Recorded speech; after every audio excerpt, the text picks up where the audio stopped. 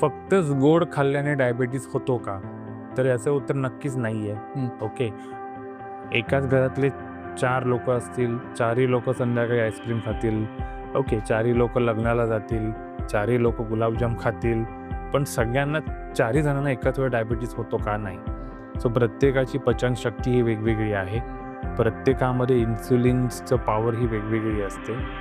पण गोड खाल्ल्यानंतर आपण पुढे श्रम न करणे हे याच्यामध्ये काय होतं, आपल्या शरीरामध्ये कार्बोहायड्रेटचं प्रमाण वाढत जातं आणि हळूहळू फॅट आपल्या शरीरात स्टोअर होतं. आपलं पोट वाढत जाणं, हे सगळे डिसीज आपल्या स्वीट खाल्ल्यामुळे हळूहळू पुढे होतात. ओके. पण जे कष्ट करतात, आपण म्हणू की जे लेबर वर्कर आहेत. आता लेबर वर्करमध्ये तुम्हाला डायबिटीज आपल्याला क्वचितच कळेल.